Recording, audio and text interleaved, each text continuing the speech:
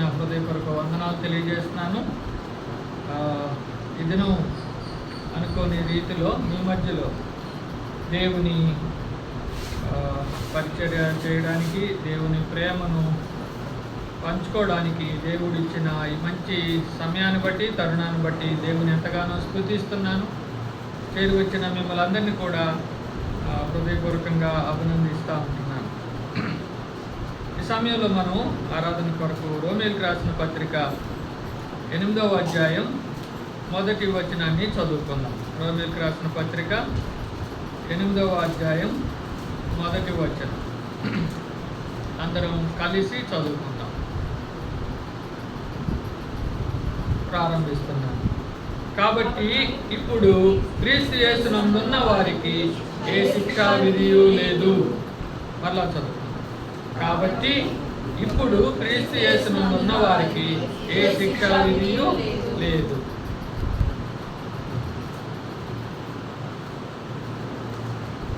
ప్రేమ కలిగిన మా తండ్రి, జీవము కలిగిన దేవ, యేసుక్రీస్తు వారి శ్రేష్టమైన నామంలో మీకు వందనాలు, స్తుతులు, స్తోత్రాలు చెల్లిస్తూ ఉన్నాం. మా దేవ, మా ప్రభువా, ఇది నా ఆరాధనలో మాకు సహాయం చేయండి, మాతో ఉండండి, మమ్మల్ని నడిపించి బలపరచండి. పాటల ద్వారా మీరు మహిమ పొందారు, మీకు వందనాలు. ఆయన ఆరాధన వర్తమానం ద్వారా మాతో మీరు మాట్లాడండి. మేము హృదయమార పూర్ణ మనస్సుతో, పూర్ణ ఆత్మతో మిమ్మల్ని ఆరాధించడానికి, స్తుతించి గణపరచడానికి సహాయం చేయమని, నన్ను మీ సులుచారును మరుగుపరచమని యేసయ్య శక్తి కలిగిన నామంలో స్తుతించి ప్రార్థించి అడిగి వేడుకొంచున్నాం తండ్రి, ఆమేన్.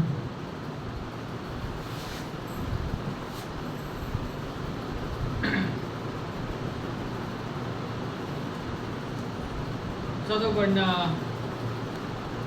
ఈ వాక్య భాగం 1వ వచనం. కాబట్టి ఇప్పుడు క్రీస్తు యేసునందు ఉన్న వారికి ఏ శిక్షా విధియు లేదు. క్రీస్తు యేసునందు ఉన్నవారు అనే మాటను మనం గమనిస్తూ ఉన్నాం.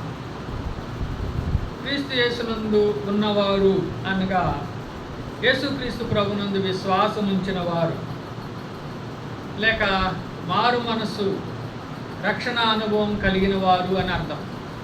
ఎవరైతే యేసుక్రీస్తు ప్రభునందు విశ్వాసం ఉంచి ఆయన్ను తమ సొంత రక్షకుడిగా అంగీకరించి పాపక్షమాపణ మారు మనసు కలిగి ఉంటున్నారో అటివారు క్రీస్తు యేసునందు ఉన్నవారు అని తెలియజేయబడతా ఉంది. కాబట్టి ప్రియులారా, క్రీస్తు యేసునందు ఉన్న మనకు యేసుక్రీస్తు ప్రభు ద్వారా మనకు కలుగుతున్న కొన్ని మేలులు లేక ఆశీర్వాదాలు, ఒక 4 మనం ఆ 4 తలంపులను చూసుకొని అందును బట్టి దేవుని ఆరాధన చేయడానికి మనం ప్రయత్నం చేద్దాం. మొదటిగా గమనించినట్లయితే క్రీస్తు యేసునందు ఉన్న మనకు లేదా ఆయనందు విశ్వాసం ఉంచిన వారికి ఏం లేదంట? శిక్ష లేదు. శిక్ష లేదు అని జ్ఞాపకం చేస్తా అన్నాడు. శిక్ష అని అనగా ఎవరికి శిక్ష వేస్తారు, ఎప్పుడు శిక్ష వేస్తారు అనేది మనం ఆలోచన చేసినట్లయితే, శిక్ష అనేది ఎప్పుడు కూడా ఏదో ఒక తప్పిదానికి లేదా పొరపాటుకు లేదా పాపానికి వేసేటువంటి పనిష్మెంట్ అని అంటాం కదా, దాన్ని శిక్ష అంటాం. కాబట్టి యేసుక్రీస్తు ప్రభునందు విశ్వాసం ఉంచిన ఎవరికైనా, ఏ మానవుడికైనా ఇప్పుడు ఏం లేదంటే శిక్ష లేదు అని జ్ఞాపకం చేస్తున్నాడు.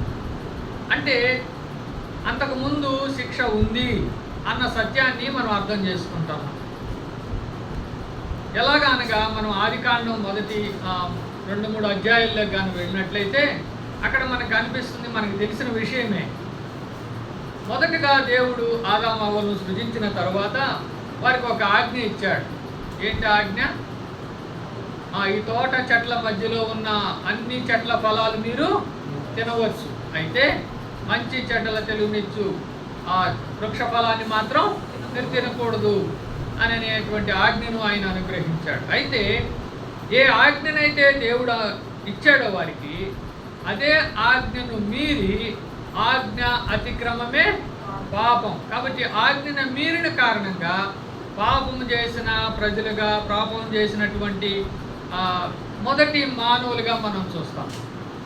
కాబట్టి ఆజ్ఞను అతిక్రమించిన ఆ ఆదాము అవ్వలైన మొదటి మానవులకు ఏమొచ్చింది అంటే శిక్ష వచ్చింది. సో వారి ద్వారా వారి సంతానంగా వారి యొక్క వారసత్వాన్ని పుణికిపుచ్చుకొని వస్తున్న మనందరికి కూడా, లేక సర్వ మానవాళికి కూడా అదే రకమైనటువంటి శిక్షా విధిలో మనం అందరం కూడా ఉన్నాం. అయితే ఆ ఆజ్ఞాతిక్రమం పాపం, పాపమునకు వచ్చు జీతము మరణం. మరణము అనగా రెండు రకాలుగా మనం ఆలోచన చేయొచ్చు. మొదటిది ఏంటంటే దేవుని నుంచి ఎడబాటు. దేవుని నుంచి ఎడబాటు. ఆ ఏదైనా తోటలో ఎప్పుడైతే ఆజ్ఞను అతిక్రమించారో దేవుడు ఏం చేశారు? వారిని ఆ ఏదైనా తోటలో నుంచి తోలివేశాడు. ఆ తోట చుట్టూ ఏమేశాడు? అగ్నిని ప్రాకారంగా, కంచిగా వేశాడు. కాబట్టి దేవుని యొక్క సహవాసం, దేవునితో అనునిత్యము ఉన్నటువంటి వారికి ఆ సంబంధం దాని నుంచి దూరమైనట్టు మనం చూస్తాం. అంతేకాదు శాశ్వతమైన ఎడబాటు మరొకటి ఉంది. అది తాత్కాలికంగా జరిగింది ఏదైనా తోటలో. శాశ్వతమైన ఎడబాటు దేవుని నుంచి, అది ఎక్కడ? అది నిత్య నరకం, నిత్య నాశనం. కాబట్టి ఆ నిత్య నరకం లేదా నాశనం నుంచి, ఆ శిక్ష నుంచి తప్పించబడాలి అని దేవుడు ఉద్దేశించిన వాడుగా ఉండి ఆయన ఆ సిలువలో ఆ రక్షణ కార్యాన్ని చేసినట్లు మనం చూస్తా ఉన్నాం. కాబట్టి ప్రియులారా, శిక్ష లేదు అని నీ జ్ఞాపకం చేస్తున్న అర్థం ఏంటి అని అంటే, యేసుక్రీస్తు ప్రభువునందు విశ్వాసం ఉంచిన వారికి ఆ నిత్య నరకం నాశనం నుంచి తప్పించబడతా ఉన్నాం. దాని నుంచి విడుదల పొందుతున్నాం. దాని నుంచి మనకి ఇక ఆ శిక్ష ఏమాత్రం మన మీద లేదు అని జ్ఞాపకం చేస్తున్నాడు. ఎవరైతే ఆయన విశ్వాసం ఉంచట్లేదో, ఎవరైతే ఆయన తృణీకరిస్తున్నారో, ఎవరైతే యేసుక్రీస్తు ప్రభువును దేవుడిగా, రక్షకుడిగా అంగీకరించకుండా మాకు అవసరం లేదు, మా నీతి, మా శక్తి చాలు అనుకున్నవారు కానీ, మరొక విధంగా మరొకరిని ఆశ్రయించిన వారు కానీ, వారు ఆ శిక్షా విధికి లోనవుతూ ఉన్నారు. అయితే యేసుక్రీస్తు ప్రభునందు విశ్వాసం ఉంచిన మనము ఆ శిక్ష నుంచి తప్పించబడుతున్నామని జ్ఞాపకం చేస్తున్నాడు. కాబట్టి మనం మారు మనసు రక్షణ పొంది యేసు ప్రభునందు విశ్వాసం ఉంచడం వల్ల మనకు కలుగుతున్న మొదటి మేలు ఏంటి అంటే, మనకు ఆ శిక్ష లేదు. మరి ఏమైంది ఆ శిక్ష? ఆజ్ఞను అతిక్రమించిన మాట వాస్తవమే కదా. ఆదాము అవ్వలు ఆజ్ఞను అతిక్రమించారు. మరి ఆ గుణము లేక ఆ స్వభావము నీకు నాకు కూడా సంక్రమిస్తూ ఉంది, ఆపాదించబడతా ఉంది. ఆ జీన్స్లో మనం కూడా వస్తూ ఉన్నాం. కాబట్టి మనం కూడా పాపులమే, మనం కూడా ఏ భేదము లేదు, అందరూ పాపం చేసి దేవుడు అనుగ్రహించి మహిమను పొందలేకపోతున్నారని వాక్యం సెలవిస్తూ ఉంది. మరి అలాంటప్పుడు మనందరం కూడా తప్పిదం చేశాం, పాపం చేశాం. అయితే మనకు కూడా ఆ శిక్ష రావాలి. కానీ ఇక్కడ ఏమంటా అంటే శిక్ష లేదు అని అంటాడు. ఎందుకు అని నేను మనం గమనించినట్లయితే 4వ వచనంలోకి మనం వచ్చినట్లయితే, శరీరం అనుసరింపక ఆత్మను అనుసరించి నడుచుకును మన యందు ధర్మశాస్త్ర సంబంధమైన నీతి విధి నెరవేర్చబడవలనని, అక్కడి నుంచి జాగ్రత్త చదువుదాం. పాప పరిహారము నిమిత్తము దేవుడు తన సొంత కుమారుని పాప శరీరాకారముతో పంపి ఆయన శరీరమందు పాపమునకు శిక్ష విధించెను. కాబట్టి ప్రియులారా, పాప పరిహారం నిమిత్తం ఏ పాపమైతే ఆదాము అవ్వలు చేశారు, ఆ పాపము ద్వారా నీకు నాకు సంక్రమించిన ఈ శిక్ష, ఆ పాప పరిహారం, ఈ పాప పరిహారం చేయడం కొరకు, పాపాన్ని పరిహరించడం కొరకు ఏం చేశాడంటే దేవుడు తన సొంత కుమారుని ఎట్లా పంపించాడు? పాప శరీర ఆకారముతో ఈ లోకానికి పంపించి ఆయన శరీరమందు ఏం చేశాడు? పాపమునకు శిక్ష విధించెను. కాబట్టి శిక్ష విధించబడిందా లేదా? శిక్ష విధించబడింది, మరొకరు అనుభవించారు. అయితే ఎవరు అంటే తన సొంత కుమారుణ్ణి దేవుడు పాప శరీర ఆకారంతో ఈ లోకానికి పంపించి ఆయన శరీరమందు నువ్వు పొందవలసిన శిక్ష, నేను పొందవలసిన శిక్ష, మనందరికీ రావలసినటువంటి శిక్ష ఆయన మీద విధించబడింది. ఆయన నీకు బదులుగా, నాకు బదులుగా ఆ కల్వరి శిలువలో తన పరిశుద్ధమైన, పవిత్రమైన, నిర్దోషమైన, నిష్కళంకమైన రక్తాన్ని నీ కొరకు, నా కొరకు వెలగా చెల్లించాడు. తద్వారా నిన్ను నన్ను ఏం చేశాడు? నిత్య నరకం, నిత్య నాశనంలో నుంచి విడిపించాడు, విమోచించాడు. కాబట్టి ఎవరైతే ఆయన యందు విశ్వాసం ఉంచుతున్నారో, ఎవరైతే ఆయన యందు విశ్వాసం ఉంచి పాపక్షమాపణ, మారు మనసు పొందుతున్నారో అట్టి వారికి ఇక ఏం లేదు, శిక్ష లేదు. కాబట్టి ప్రియులారా, మొదటి తలంపు లేదా మొదటి మేలు ఏంటి అని కానీ మనం గమనించినట్లయితే, నీవు నేను యేసుక్రీస్తు ప్రభునందు విశ్వాసం ఉంచడం ద్వారా మనకు దేని నుంచి తప్పించబడ్డామంటే నిత్య నరకం, నాశనం అనే ఆ శిక్ష నుంచి మనల్ని ఆయన తప్పించి, విమోచించి, విడిపించి నీకు నాకు ఒక నిత్య జీవాన్ని, తనతో కూడా ఉండే ఆ భాగ్యాన్ని, యుగయుగాలు దేవుని సన్నిధిలో ఆయన మహిమలో ఆయనతో కూడా ఉండే సన్నిధిలో ఉండే ఆ భాగ్యాన్ని దేవుడు మనకు అనుగ్రహించాడు. కాబట్టి మొదటి తలంపును జ్ఞాపకం చేసుకుంటున్నాం, మనకు శిక్ష లేకుండా చేసిన దేవుడు. రెండవ తలంపులకి వద్దాం. మొదటి కొరింథీ పత్రిక 1వ అధ్యాయం 2వ వచనం. కొరింథీలకు రాసిన మొదటి పత్రిక 1వ అధ్యాయం 2వ వచనం. కొరింథీలోనున్న దేవుని సంఘమునకు అనగా క్రీస్తు యేసునందు పరిశుద్ధపరచబడిన వారై పరిశుద్ధులుగా ఉండుటకు పిలువబడిన వారికిని మనకును ప్రభువుగా ఉన్న మన ప్రభు అయిన యేసుక్రీస్తు నామమున ప్రతి స్థలములో ప్రార్థించు వారికి అందరికీ శుభమని చెప్పి వ్రాయినది. ఇందులో మనం జాగ్రత్తగా గమనించినట్లయితే ఇక్కడ కూడా ఆ మాట కనిపిస్తూ ఉంది. ఏంటంటే క్రీస్తు యేసునందు పరిశుద్ధపరచబడిన వారు. మొదటిగా క్రీస్తు యేసునందు మనకి శిక్ష లేదు. రెండవది, క్రీస్తు యేసునందు మనం ఎవరమంట? పరిశుద్ధపరచబడతా ఉన్నాం, పరిశుద్ధపరచబడతాం. కాబట్టి యేసుక్రీస్తు ప్రభునందు విశ్వాసం ఉంచిన వారు, పాపక్షమాపణ, మారు మనసు పొందిన మనకు కలుగుతున్న రెండవ మేలు లేదా ఆశీర్వాదం ఏంటి అని గమనించినట్లయితే, మనందరం కూడా దేవుడు ఏం చేశాడంట? పరిశుద్ధపరచబడతా ఉన్నారు. పరిశుద్ధపరచబడ్డాము, పరిశుద్ధపరచబడుతూ ఉన్నాము. ఒకానొక దినాన నిత్య మహిమలోకి వెళ్ళినప్పుడు పూర్తిగా పరిశుద్ధపరచబడబోతున్నాము. 3 స్టేజీల్లో ఈ కార్యం దేవుడు చేస్తూ ఉన్నాడు. కాబట్టి మొదటిగా మనం శిక్ష లేకుండా దేవుడు చేశాడు. రెండవదిగా చూసినట్లయితే ఆయన మనల్ని పరిశుద్ధపరుస్తున్నాడు. ఇందాకే మనం గమనించాం, ఏ భేదము లేదు, అందరూ పాపం చేసి దేవుడు అనుగ్రహించు మహిమను పొందలేకపోతారు. భేదం లేదు, అందరం పాపం చేశాం, అందరం అపవిత్రులు. ఎవరు కూడా కుల మత భేదం, రంగు, జాతి, దేశం, రాష్ట్రం, ఏ భేదం లేదు. కానీ అందరం కూడా పాపం చేసి దేవుడు అనుగ్రహించే మహిమను పొందలేకపోతాం. అంతేకాదు మన యొక్క నీతి మురికి గుడ్డల లాంటిదని జ్ఞాపకం చేస్తూ ఉన్నాడు. అలాంటి మనల్ని దేవుడు ఏం చేశాడంటే పరిశుద్ధపరుస్తున్నాడని జ్ఞాపకం. ఏ విధంగా అని కనుక చూసినట్లయితే మొదటి యోహాను పత్రిక 1వ అధ్యాయం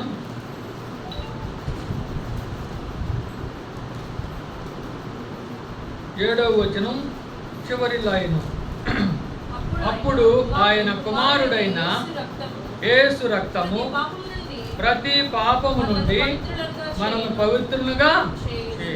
కాబట్టి ప్రియులారా, ఆయన రక్తం, యేసు క్రీస్తు ప్రభు యొక్క రక్తము ప్రతి పాపము నుండి, చాలా జాగ్రత్తగా మనం గమనించినట్లయితే బైబిల్ చదువుతున్నప్పుడు ప్రతి మాట కూడా పరిశుద్ధాత్మ దేవుడు చాలా చక్కగా రాయించి పెట్టాడు. నేను కొన్నిసార్లు జాగ్రత్తగా ఆలోచిస్తాను. యేసు రక్తము పాపము నుండి అనలేదు, ఏమన్నాడు? ప్రతి పాపము నుండి మనల్ని పవిత్రులుగా చేస్తాం. కాబట్టి మనల్ని పవిత్రపరుస్తుంది ఎవరు, ఏంటి అని కనుక గమనిస్తే యేసు ప్రభు యొక్క రక్తం. ఆయన పరిశుద్ధమైన, పవిత్రమైన, నిర్దోషమైన, నిష్కళంకమైన రక్తమని పేతురు పత్రికలో రాయబడతాం. కాబట్టి అలాంటి రక్తము ప్రతి పాపము నుండి మనల్ని పవిత్రులుగా చేస్తా ఉంది. ఇంకా 9వ వచనం దగ్గర రండి. మన పాపములను మనం ఒప్పుకొని ఎడల ఆయన నమ్మదగిన వాడును నీతిమంతుడును గనుక ఆయన మన పాపమును క్షమించి సమస్త దుర్నీతి నుండి మనల్ని పవిత్రులుగా చేస్తాం.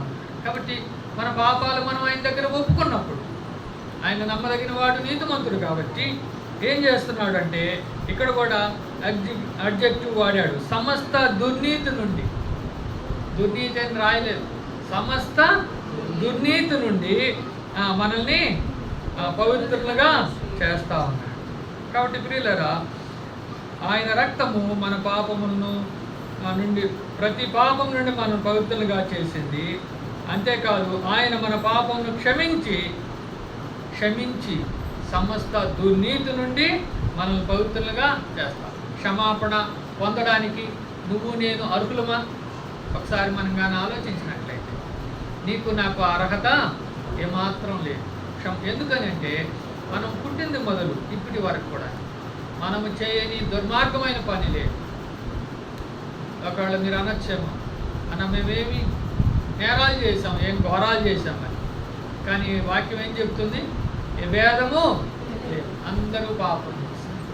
ఆ పాప నైజం, పాప స్వభావం మనలో ఉంది. అందుకని చాలా చిన్న పిల్లలు, 2-3 సంవత్సరాల పిల్లల్ని మీరు కానీ గమనించినట్లు, 3 సంవత్సరాల పిల్లలు ఏదైనా పొరపాటు చేస్తూ ఉంటే మనం వెళ్ళిగానా వాళ్ళని మందలిస్తే వాడు ఏమంటాడంటే నేనేమీ తప్పు చేయలేదు అని అంటాడు. ఉదాహరణకి మీకు బాగా అర్థం కావడం కోసం, Johny Johny yes papa, eating sugar no papa అనే రైమ్ మనకు తెలుసు. దాంట్లో అర్థం ఏంటి? జానీ జానీ వాళ్ళ నాన్న పిలిచాడు, పిలిచినప్పుడు ఎస్ పాప అన్నాడు. ఈటింగ్ షుగర్ తింటున్నావా అన్నాడు. నో పాప, టెల్లింగ్ లైస్, అబద్ధాలు చెప్తున్నావు అన్నాడు. నో పాప అన్నాడు. ఓపెన్ యువర్ మౌత్ అన్నాడు. ఏమన్నాడు? నోరు తెరు అంటే అప్పుడు ఏమంటాడు? హాహా అంటే నోటి నిండా ఏముంది? ఆడు చాలా చిన్న పిల్లవాడు, 3 years అబ్బాయి. మరి అబద్ధం ఆడాలని ఏ పాఠశాలలో నేర్పించారు వాడికి? ఏ తల్లిదండ్రులు నేర్పిస్తారు? ఎవరు నేర్పించరు. సో స్వభావ రీతిగా ఆ ఆదాము అవల ద్వారా నీకు నాకు సంక్రమించిన ఆ స్వభావం పాపాన్ని, అబద్ధాన్ని, పాపం అనగా ఆజ్ఞ అతిక్రమమే కదా. కాబట్టి ఆ ఆజ్ఞను అతిక్రమించే ఆ నేచర్ నీలో నాలో పుట్టింది మొదలు ఉంది. అలాంటి స్వభావాన్ని ఆయన క్షమిస్తూ ఉన్నాడు. మన స్వభావం ఎలాంటి? కుక్కతో ఒక వంకర లాంటిది. ఎన్నిసార్లు గద్దించినా మళ్ళా అలాగే వెళుతూ ఉంటాం. అలాంటి దౌర్భాగ్యమైన స్థితి ఇశ్రాయేలీయుల యొక్క జీవితాలు కానీ మనం గమనించినట్లయితే వాళ్ళు చాలాసార్లు ఆ 40 సంవత్సరాల అరణ్య ప్రయాణంలో ఎన్నిసార్లు దేవుడు వారిని క్షమించాడో, ఎన్నిసార్లు రక్షించాడు. అయినా తిరిగి పాపం చేసి దేవుని విసిగించిన ప్రజలుగా మనం చూస్తాం. అలాంటి స్వభావం కలిగిన మనల్ని ఆయనంట ఏం చేశాడు? ఆయన మన పాపములను క్షమించి నిన్ను నన్ను క్షమించాడు. ఎఫ్సీ పత్రిక 2వ అధ్యాయంలో చూడండి, ఒక మాట ఉంటుంది. ఎఫ్సీలు రాసిన పత్రిక 2వ అధ్యాయం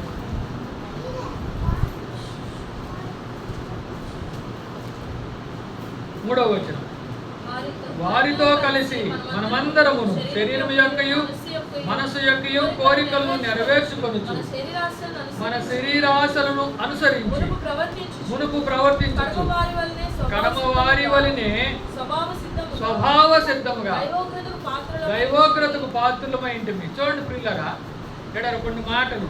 స్వభావ సిద్ధముగా, మన స్వభావం అది కదా.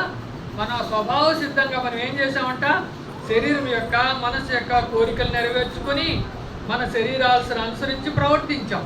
కాబట్టి ఏమైందంటే దేవుని ఉగ్రతకు పాత్రలం, క్షమాపణకు అర్హులం కాదు, ఆయన ఉగ్రతకు మాత్రమే అర్హులం. అలాంటి మనల్ని యేసుక్రీస్తు ప్రభు మన పాపాలు మనం ఒప్పుకున్నప్పుడు ఆయన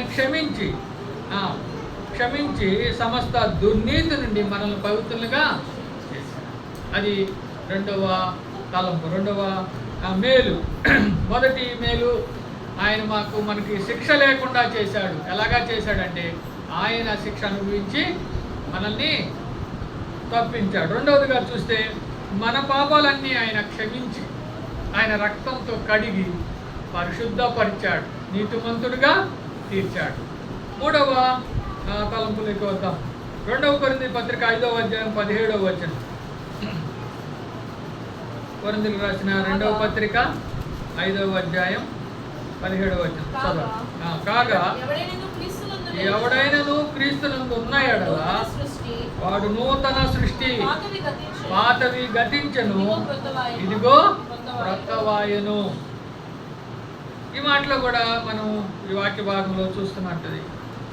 క్రీస్తునందు ఉన్న యెడల, ఎవరైతే యేసు ప్రభునందు ఉంటారో, ఆయనందు విశ్వాసం ఉంచారో లేదా మారు మనసు రక్షణ పొందారో అట్టివారు ఏమయ్యారంట?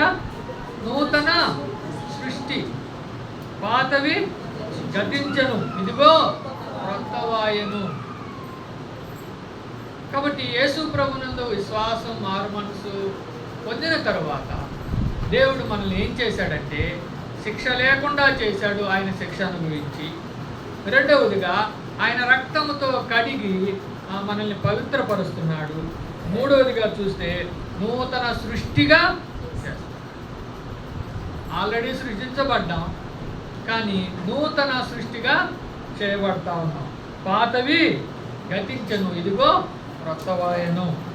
సో యేసు ప్రభునందు విశ్వాసం ఉంచడం ద్వారా మనము నూతన సృష్టిగా మార్చబడతాం. నికోదేముతో యోహాను సువార్త 3వ అధ్యాయంలో రాత్రి కాలంలో ఆయన దేవుని యేసు ప్రభు దగ్గరికి వచ్చి మాట్లాడినప్పుడు ఆయన ఏమంటాడు?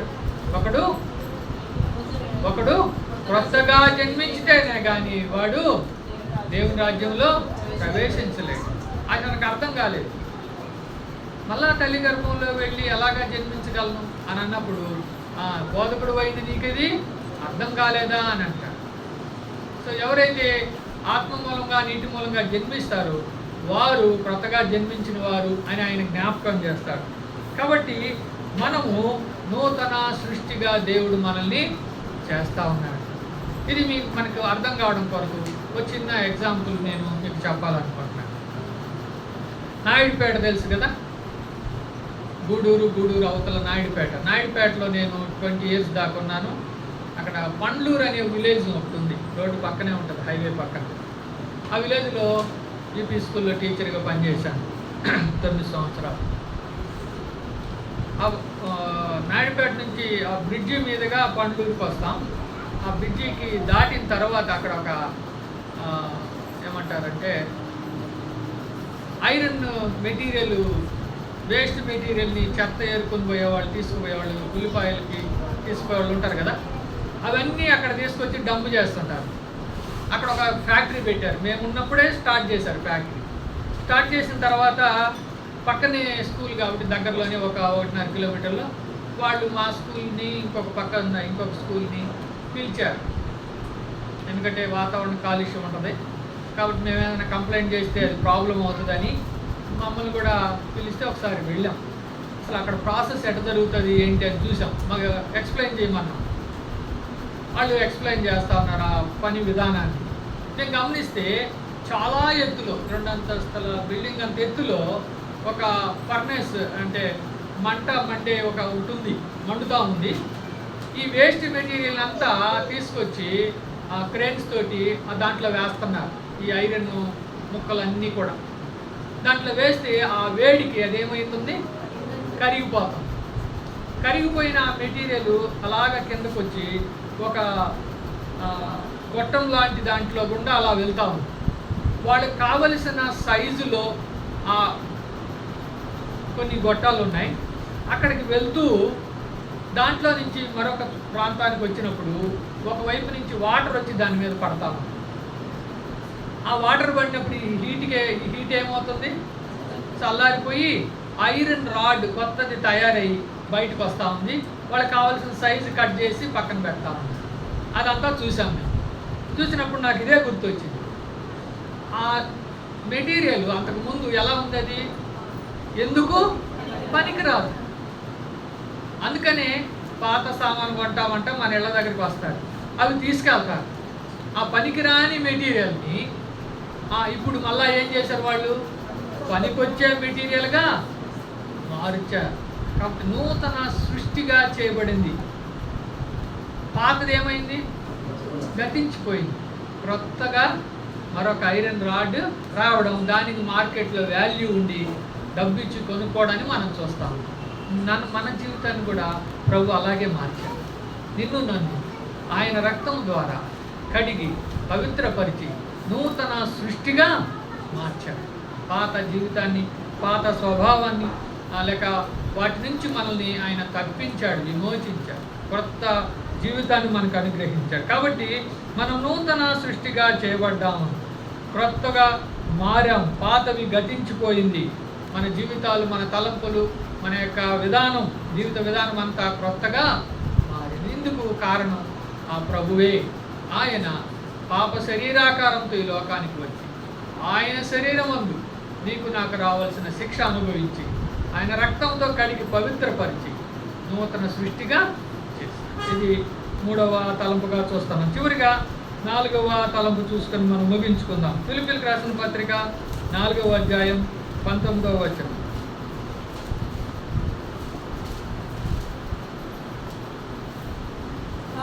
కాగా దేవుడు తన ఐశ్వర్యము చొప్పున క్రీస్తు యేసునందు మహిమలో మీ ప్రతి అవసరమును తీర్చును. కాబట్టి క్రీస్తు యేసునందు కలుగుతున్న 4వ మేలు లేక ఆశీర్వాదం ఏంటి అని అంటే, ఆ క్రీస్తు యేసునందు ఆయన యొక్క మహిమలో మన ప్రతి అవసరము ఏం చేయబడుతుంది, తీర్చబడుతుంది. ఇది ఎంత గొప్ప ధన్యత కదా. యేసుక్రీస్తు ప్రభువునందు విశ్వాసం ఉంచిన నీకు నాకు ఆ మహిమలో, ఆయన యొక్క మహిమలో మన ప్రతి అవసరము తీర్చబడుతుంది. మన కోరికలను రాయబడలేదు ఇక్కడ, మన యొక్క ఇష్టాలు అని కూడా రాయబడలేదు కదా. పరిశుద్ధాత్మ దేవుడు చాలా చక్కగా రాయించాడు. నీకు ఏది అవసరమో, నీకు ఏది అవసరమో, నాకేది అవసరమో, మన ప్రతి అవసరమును ఆయన మహిమలో మనకు తీర్చబడతాం. కాబట్టి ప్రియులారా, చివరిగా 4వది మనం గమనిస్తూ ఉన్నాం. క్రీస్తు యేసునందు విశ్వాసం ఉంచిన మనకు శిక్ష లేకుండా చేయడమే కాదు, ఆయన రక్తంతో కడిగి పరిశుద్ధపరచడమే కాదు, నూతన సృష్టిగా, నూతన వ్యక్తిగా నిన్ను నన్ను మార్చడం వరకే చేయలేదు, కానీ అంతకు మించి నూతన సృష్టిగా మారిన తర్వాత ఈ లోక యాత్రలో మనం ఈ లోకాన్ని విడిచిపెట్టి వెళ్ళేంత వరకు మన ప్రతి అవసరత, ప్రతి అక్కర ఆ క్రీస్తు యేసునందు మహిమలో మనకి తీర్చబడతా ఉంది. ఈ అనుభవం నీకు నాకు మనందరికీ కూడా ఉంది. మనం ఎప్పుడైతే మారు మనసు రక్షణ పొందామో అది మొదలు నేటి వరకు కూడా, ఈ క్షణం వరకు కూడా అనేక సందర్భాల్లో, అనేక పరిస్థితుల్లో మన అవసరాల కొరకు అనేక సార్లు ప్రభు పాదాల చెంతకు మనం వెళ్ళిన వారం, మన కొరకు, మన కుటుంబం కొరకు, మన బిడ్డల కొరకు, మన అవసరాల కొరకు అనేక సందర్భాల్లో దేవుని దగ్గరికి వెళ్ళిన వారం. అయితే వెళ్ళిన ప్రతిసారి మన ప్రతి అవసరము ఆయన తీర్చిన దేవుడు. నీ నా అవసరాలు తీర్చడం కొరకే, నీ కొరకు నా కొరకు ఆ కలవరిశిల్లో ఆయన బలి అయిపోయాడు. కాబట్టి 4 తలంపులు మనం చూస్తూ ఉన్నాం. యేసుక్రీస్తు ప్రభునందు విశ్వాసం ఉంచితే వాళ్ళు ఏదో కోల్పోతారు అనేటువంటి, లేకపోతే అన్నీ వదులుకోవాలి, మంచిగా ఉండడానికి లేదు అనేటువంటి భావన కొంతమందికి ఉంది సమాజంలో. కానీ యేసుక్రీస్తు ప్రభునందు విశ్వాసం ఉంచిన వారు ఏది కోల్పోవాల్సిన అవసరం లేదు, ఏది కూడా లాస్ అవ్వాల్సిన అవసరం లేదు. కానీ ఆ క్రీస్తు యేసునందు మహిమలో నీకు ఏది అవసరమో, నీ కుటుంబానికి ఏది అవసరమో, నీ బిడ్డలకి ఏది అవసరమో అన్నీ కూడా ఆయన అనుగ్రహించే దేవుడు. ఆయన మనల్ని రక్షించి ఆయన రక్తంతో కడిగి పరిశుద్ధపరిచి నూతన సృష్టిగా చేసి అలాగ వదిలిపెట్టలేదు. అలాగ వదిలేసి నీ కర్మ అనుభవించు అని అనట్లేదు. నీ ప్రతి అవసరత, ప్రతి అక్కర కూడా ఆయన తీర్చుతా ఉంది. ఇక్కడ అవసరం అనే మాట చాలా జాగ్రత్తగా మనం అండర్లైన్ చేసుకోవాలి. అవసరాలే, అంతేగాని మన కోరికలన్నీ తీర్చదు. మన ప్రతి అవసరత ఆయన మనకి తీర్చుతున్న దేవుడిగా మనం చూస్తాం. కాబట్టి ఈ ఉదయకాలం దేవుని ఆరాధన చేయడానికి మనకి 4 తలంపులు మనం చూస్తూ ఉన్నాం. యేసుక్రీస్తు ప్రభునందు ఉన్న వారికి అనేటువంటి మాట మనం చూసాం. క్రీస్తు యేసునందు ఉంటే అనగా మారు మనసు, రక్షణ, పాప క్షమాపణ పొందిన విశ్వాసులైన బిడ్డలు అని అర్థం. సో అలాంటి వారికి క్రీస్తులో కలుగుతున్న 4 మేలులు. మొదటిది శిక్ష లేకుండా చేశాడు. రెండవది పరిశుద్ధపరుస్తున్నాడు. ఎలాగా పరిశుద్ధపరిచాడు? రక్తముతో కడిగి సమస్త దుర్నీతి నుండి మనల్ని పవిత్రులుగా చేశాడు. మూడవదిగా చూసినట్లయితే నూతన సృష్టిగా చేశాడు. పాతవి గతించిపోయింది. నాలుగవదిగా చూస్తే మన ప్రతి అవసరత, ప్రతి అక్కర ఎప్పుడు మనం ఆయన పాదసన్నిధి దగ్గరికి వెళ్ళి అడిగిన మన అక్కర, మన మరి అవసరతను ఆయన తీర్చి మనల్ని మేలుతో, సంతోషంతో, సంతృప్తితో నింపే దేవుడిగా ఇన్ని మేలులను బట్టి ప్రేమ కలిగిన, కృప కలిగిన గొప్ప దేవుని మనసారా, హృదయమారా కొద్దిసేపు మనం ఆరాధించి స్తుతించ బదులుమాయించాం. కాబట్టి ఆరాధన ప్రారంభిద్దాం. ఒకరి తర్వాత ఒకరు కొంచెం బిగ్గరగా, స్పష్టంగా విన్నటువంటి వాక్య భాగాన్ని ఆధారం చేసుకొని ప్రార్థన కాదు కానీ ఆయన ఆరాధించే వ్యక్తులంగా మనం ఉండాలని మనం చేస్తాం.